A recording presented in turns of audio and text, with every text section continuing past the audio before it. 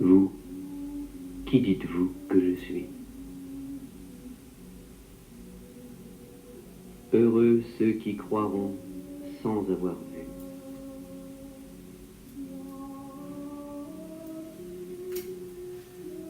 Le travail du tisserand l'affirme. Ce linge a été tissé il y a 2000 ans. La trame parle d'elle-même. Ne contient-elle pas des pollens microscopiques, identifiés récemment, et qui eux aussi parlent? Cèdres du Liban, fleurs sauvages qui poussent exclusivement au bord de la mer morte, buissons qui ne se plaisent que sur les rivages du Jourdain. D'autres encore racontent les tenants périples de cette toile aux dimensions d'un corps humain. L'Asie mineure, la France et l'Italie.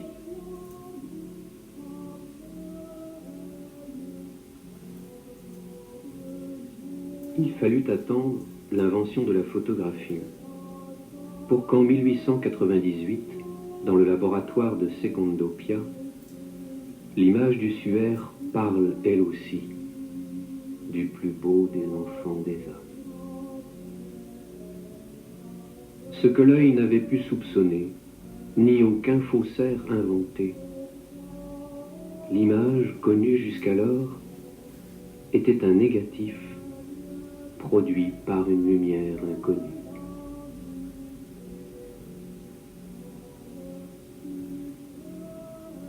Cette image en positif allait bouleverser le cœur des croyants et les raisonnements de tous les savants.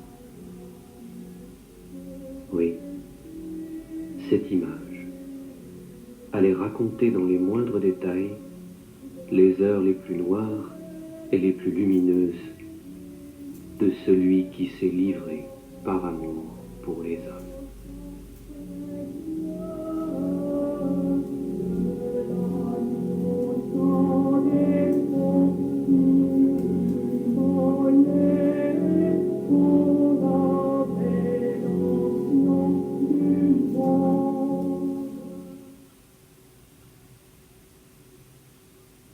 Aucun doute n'est plus permis, tant pour le médecin légiste que pour l'historien. Ce linge a bien contenu un corps dont l'empreinte est visible de face et de dos. Celui d'un supplicié aux proportions parfaites. Son corps a été roué de coups, sa tête est percée d'épines. Il a porté lui-même sa croix, il est tombé en chemin, il est mort assez rapidement. On ne lui a donc pas brisé les jambes, mais on lui a transpercé le cœur afin de s'assurer de sa mort.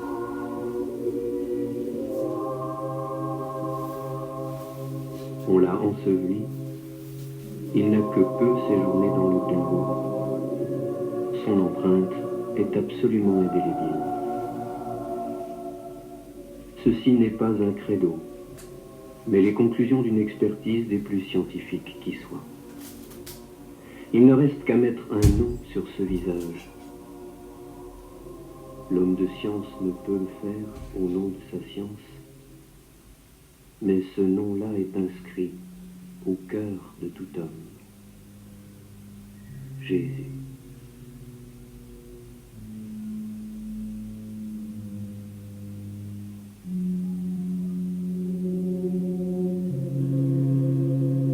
Ce n'est pas un supplice que révèle le corps du suaire, mais bien deux, confirmant et éclairant le récit évangélique.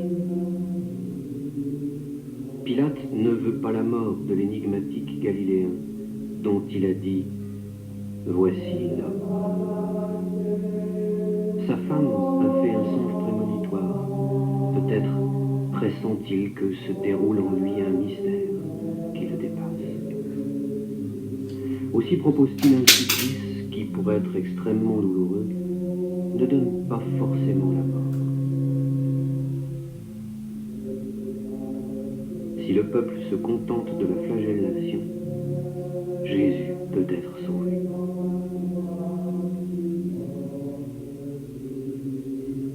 On lui lie les mains, on les attache à une colonie basse.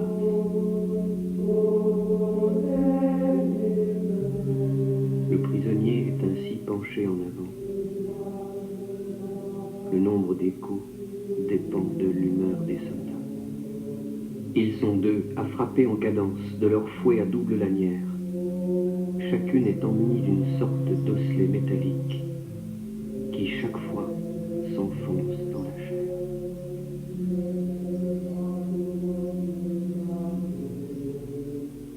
Seul le dos et les épaules sont frappés.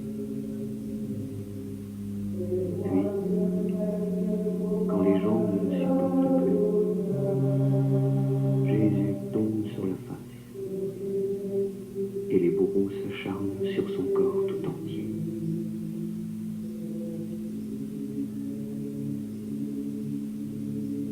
Il n'est pas un seul centimètre carré qui ne soit torturé. Le corps est littéralement haché. Mais Jésus respire encore. Tout pourrait finir là. Mais le peuple crie, « Nous avons une loi, et selon cette loi, il doit mourir, car il s'est proclamé fils de Dieu. »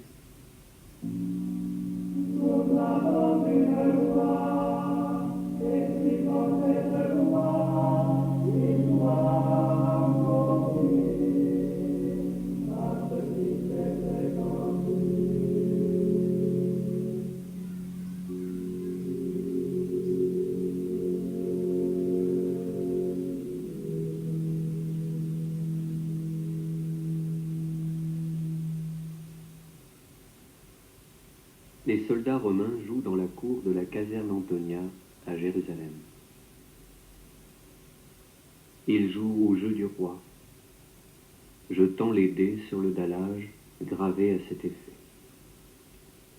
Le gagnant sera proclamé roi, puis mis à mort. Tel est le but du jeu, sorte de roulette russe. Mais ici, c'est une forme édulcorée qui est pratiquée. Le gagnant choisira une victime de substitution, un prisonnier, pour en faire un roi d'opérette qui sera ridiculisé.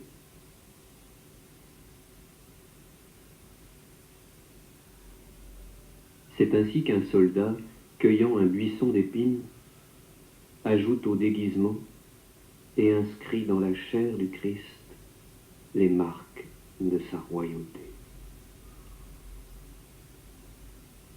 Sous les rires, les crachats, les coups de toutes sortes, il est proclamé roi, tandis que coule sur le front son sang, qui épouse la forme des rides profondes creusées par la douleur. Toute sa chevelure s'imprègne du sang qui coule entre ses épaules. Après un procès on ne peut plus sommaire, où la vox populi déchaînée aura force de loi, Jésus est condamné à mort.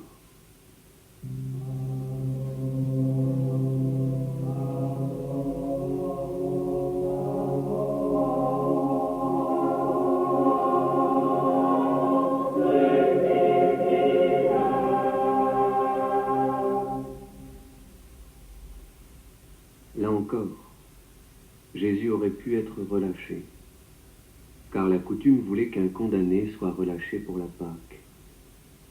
Mais la foule, comme mue par une force qui la dépassait, se mit à crier et à hurler pour que soit crucifié l'innocent.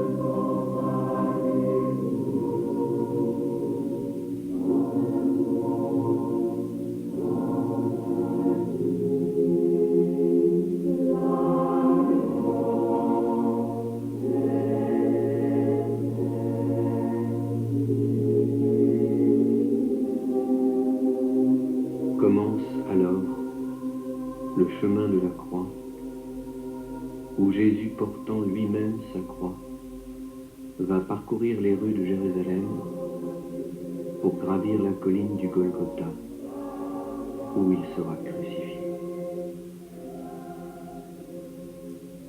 Contrairement à la représentation iconographique classique, la croix n'est pas d'un assemblage de deux pièces. C'est plutôt une poutre qui est ensuite hissée à l'aide de cordes à une sorte de mât dressé en permanence sur le lieu du supplice.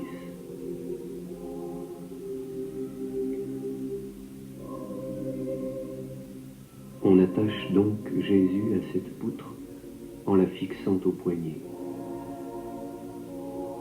Elle barre ainsi le dos d'une manière transversale et va entamer la chair du Galiléen dans le frottement occasionné par la marche.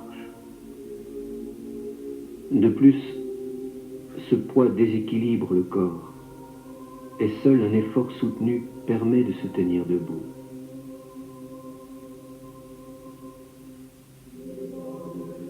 Or Jésus est épuisé par la flagellation et sans doute aussi par la terrible agonie morale et spirituelle qu'il traverse.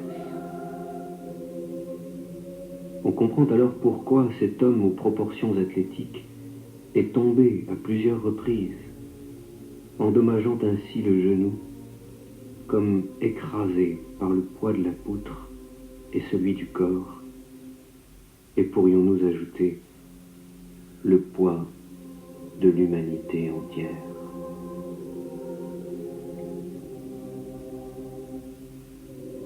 Il tombe parce que nous tombons. Et nous tirons de ces chutes l'assurance qu'il nous relèvera les nôtres. De plus, il est probable que le visage de l'homme-dieu soit aussi endommagé, car les mains étant liées, il ne peut absolument pas se protéger lors des chutes. Il tombe de toute sa hauteur sur sa face et paraît inanimé. On est alors obligé de détacher le prisonnier pour qu'il puisse continuer sa marche. Mais la foule haineuse l'oppresse de toutes parts et le frappe. On l'insulte. Le procédé dit d'isodensité permet par des différences de couleur de mettre en évidence les parties tuméfiées du visage.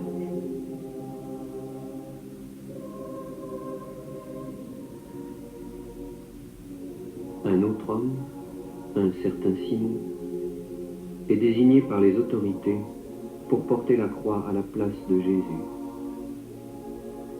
signifiant ainsi que l'humanité est associée à ce sacrifice. Mais elle ne le sait pas. Elle le nie de toutes ses forces en accablant son bouc émissaire, l'homme de demain. Pourtant, se reconnaître blessé et meurtri est le premier pas vers l'ascension lumineuse.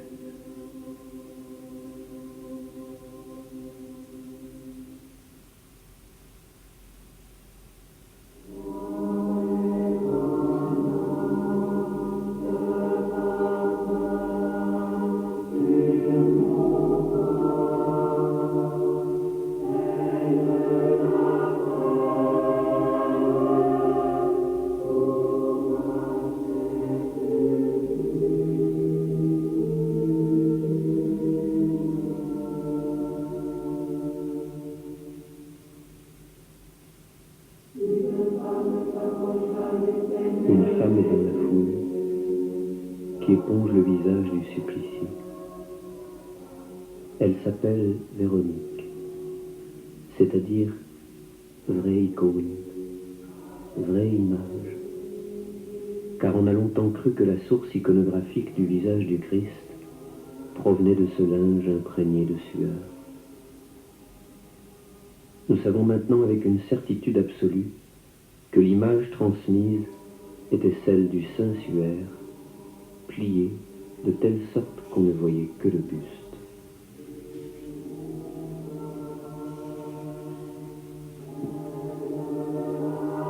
Mais pourquoi ce geste d'une femme, d'une pleureuse peut-être professionnelle, comme on en trouve encore aujourd'hui dans les enterrements de la vieille ville de Jérusalem? La réponse est ce visage que nous appelons la Sainte Face. Ce visage ne ressemble à nul autre, car il est empreint d'une infinie beauté que les sévices défigurent, mais que la souffrance transfigure. Ce regard, qui a croisé celui de la femme et bouleversé son cœur, ce regard qui nous dévisage encore, même au travers des paupières, peut-être closes par les doigts de la Vierge Marie.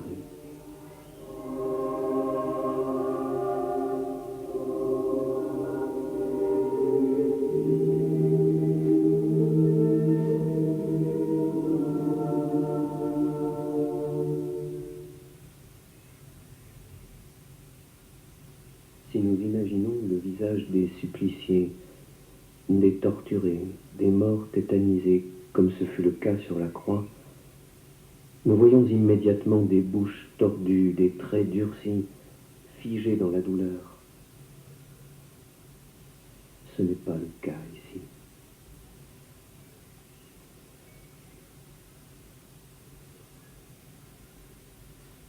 Certes, nous constatons qu'une partie de la barbe a été arrachée, qu'une arcade sourcilière est endommagée, que le nez est tuméfié, mais l'impression qu'il dégage, c'est une grande majesté, une harmonie à la fois forte et douce. Il semble nous dire, vois ce que tu as fait, mais je te pardonne. Je suis ton juge, car je viendrai juger toutes choses, mais je suis rempli de tendresse pour les hommes. Oui, la Sainte Face est parfois intolérable à regarder, à cause de cette puissance inouïe qu'elle manifeste, puissance plus forte que la mort.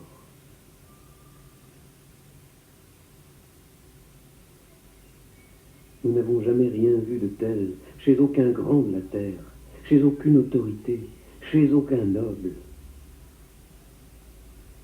Cette impression ne s'estompe jamais. Puis, soudain, la douceur l'emporte. Nous sommes comme aspirés par son rayonnement de paix. Il nous prend avec lui et nous apaise.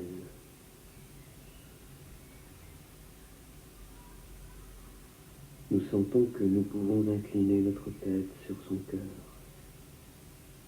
comme l'a fait Jean pendant le repas qui précédait la Passion. Paisible et doux, il nous rassure.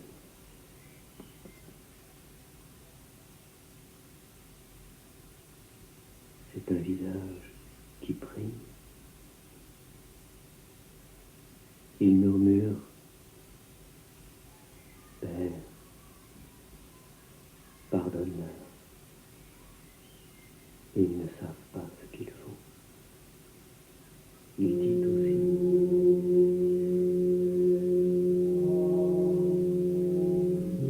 tout est accompli. Rien ne les séparera de ton amour. Ni la mort, ni les angoisses, ni la nuit, ni aucune souffrance du corps et de l'âme.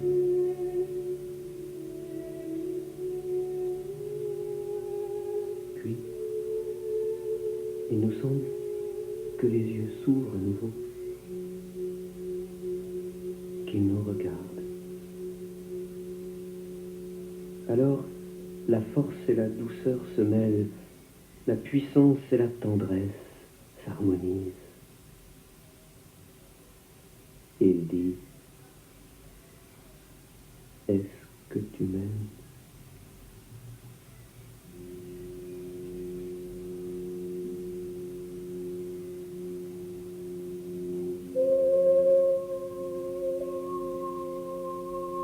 Nous sommes au terme de la douloureuse marche. Jésus est alors cloué à la poutre. Le suaire nous renseigne sur le mode de crucifixion d'une manière étonnante. En effet, depuis les premières photographies des ostensions de notre siècle scientifique, les médecins et les chirurgiens se sont penchés sur la précieuse relique. Les résultats de leurs investigations les stupéfiaient les premiers, car ils corroboraient les récits évangéliques, tout en donnant des précisions que nul n'aurait pu inventer. Tel le transpercement des mains. Les clous n'ont pas été enfoncés dans la paume des mains, car elles se seraient déchirées sous le poids du corps. Mais les bourreaux avaient trouvé empiriquement un espace vide entre les os du poignet, qui se trouve être le lieu de passage d'un nerf dont le toucher est extrêmement douloureux. La main se crispe alors, et l'image du suaire témoigne de cette douleur par la position du pouce rentré vers l'intérieur. Le chirurgien qui fit cette découverte ne pouvait plus parler du suaire sans pleurer. La poutre étant hissée et les pieds maintenus par un seul clou, un autre supplice commençait. La lutte contre l'étouffement. Le corps épuisé relâchait tout effort et ainsi bloquait la respiration. Dès que cet état devenait insupportable, le condamné poussait sur ses jambes pour reprendre une bouffée d'air. Ce mouvement pouvait durer des heures, produisant un frottement des muscles fessiers sur le bois rugueux. Les coulées de sang observables sur les mains et les avant-bras témoignent de ce même mouvement qui explique le tracé sinueux de l'écoulement.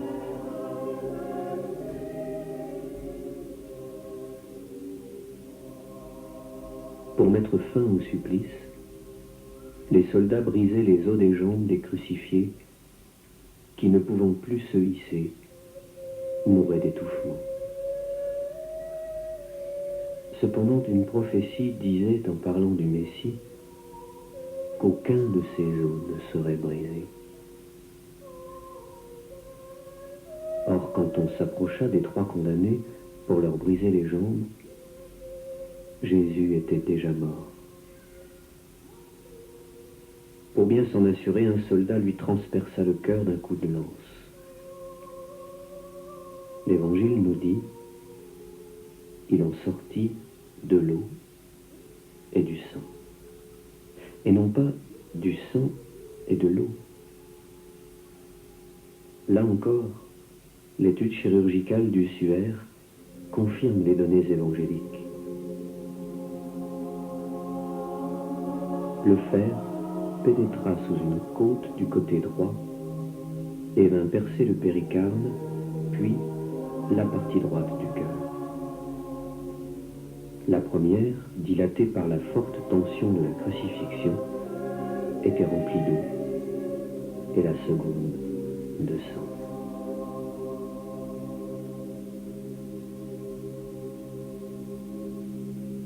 Le sang s'écoula totalement lors de la descente de croix, lorsque le corps fut penché en avant, puis retourné dans les bras de sa mère, dans l'attitude classique des Pietà. Le sang traça alors une sorte de ceinture que beaucoup de peintres avaient remarqué jadis en étudiant le suaire à l'œil nu. Ils avaient conclu à la présence d'une corde destinée à maintenir un linge au niveau des reins.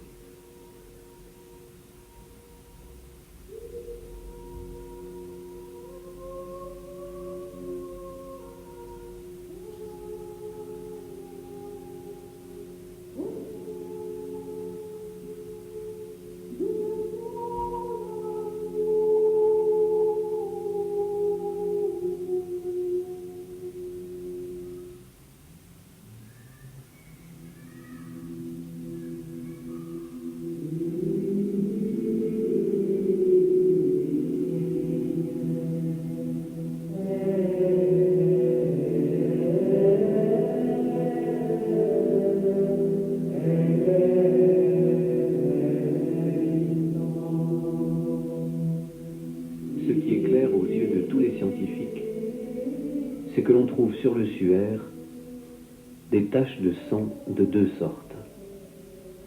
Celles qui proviennent des blessures causées du vivant de Jésus, comme la couronne d'épines, les plaies des pieds et des mains par exemple, et celles que nous pourrions qualifier de plus douces, provoquées après la mort. C'est le cas de la plaie du cœur. Le sang n'a pas jailli sous pression, mais s'est écoulé lentement jusqu'au creux des reins. Ceci est important pour établir que Jésus est bien mort et que sa réapparition aux 12 est donc un miracle. Saint Jean relate le décès en disant « Puis, inclinant la tête, il remit l'esprit ». Cette remarque presque tendre de l'apôtre, qui n'a pas quitté son maître bien-aimé des yeux un seul instant pendant son supplice, cette remarque trouve sa confirmation dans l'examen tridimensionnel du suaire.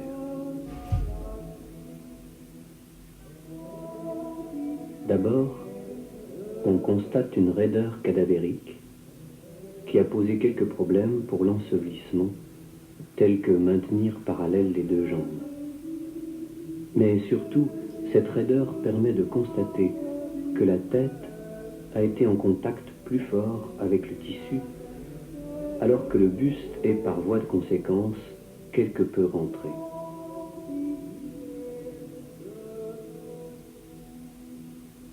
Voilà qui peut nous donner une idée à peu près exacte de la forme du corps qui fut déposé dans le tombeau.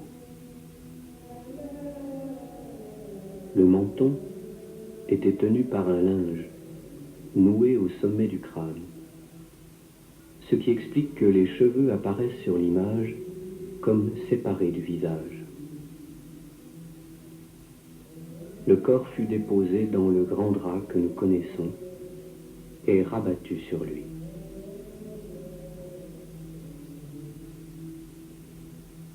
La tradition juive voulait qu'on lave les défunts et qu'on les rase. Seulement le récit évangélique nous apprend que l'heure de la grande fête de la Pâque approchait et que la sépulture fut provisoire en attendant la fin des festivités. Le corps ne fut donc pas lavé. C'est pour cela que toutes les traces de la Passion, les traces de sang et d'eau, sont restées comme les signes lisibles d'un livre plus précis encore sur les détails concrets que les 4 évangiles.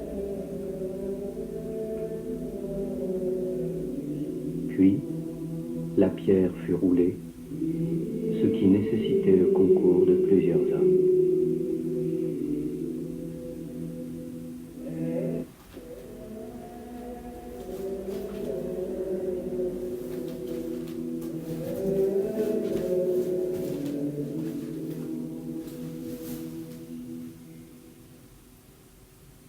C'est la nuit. Nuit du tombeau. Nuit dans la maison où se cachent les apôtres. Leurs volets et leurs portes étant closes, de peur du peuple qu'ils avaient vu déchaîné. De leur côté, les femmes, de grand matin, de ce premier dimanche, qui était le premier jour de la semaine, se hâte vers le tombeau. Elle porte les aromates, et probablement de l'eau et des linges pour faire la toilette du mort. Elle se demande qui leur roulera la pierre.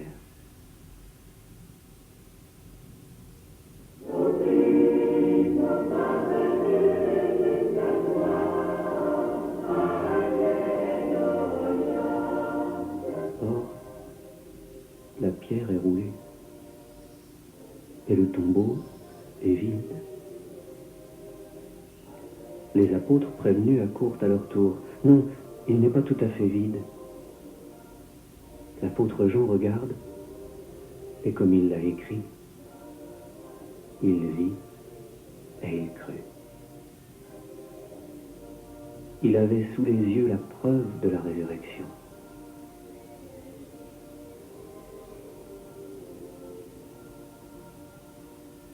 En effet, les linges sont là, le suaire et la mentonnière roulés. Mais ils sont vides, comme si le corps était passé au travers.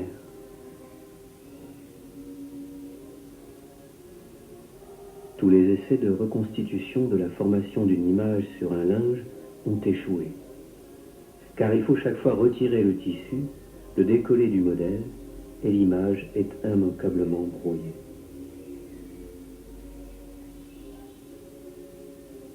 Or, le suaire est un négatif photographique absolument parfait, sans aucun flou.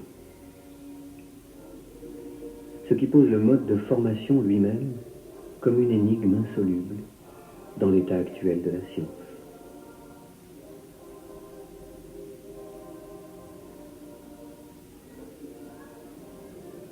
Une thèse veut que les aromates déposés à la hâte sur le corps, alliés à la sueur, aient agi comme agent chimique d'une vaporographie. Mais cette hypothèse est plus qu'incertaine et s'appuie sur le fait que le corps n'est resté que quelques heures dans le linceul. L'image, dans de tels cas, n'apparaît pas sur le moment, mais se révèle petit à petit.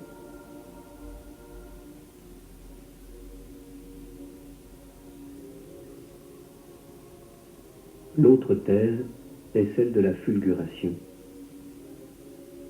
On constate en effet que lors de l'explosion atomique d'Hiroshima, l'éclair a littéralement imprimé sur des murs l'ombre portée de divers objets.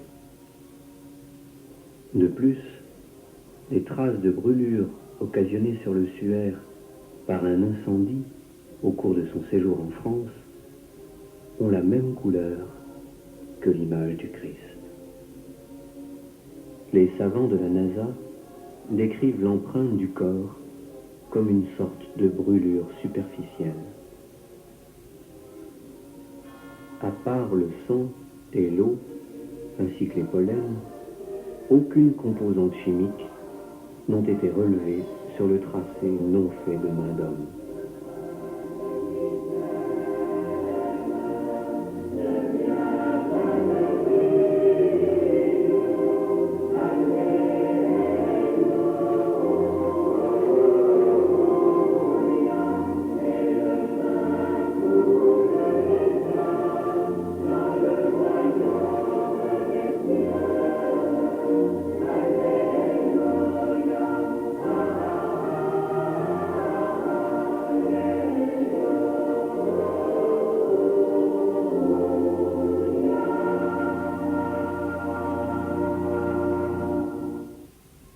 Explosion de lumière dans la nuit du tombeau. Jésus, que la liturgie appelle lumière née de la lumière, affirme par sa mort que la mort est vaincue, que le tombeau n'arrête pas la vie. Il avait dit à ses disciples: « Je suis le chemin, la vérité et la vie. Celui qui croit en moi, même s'il meurt, celui-là vivra. Je suis la lumière du monde. Celui qui est avec moi ne marche pas dans les ténèbres. »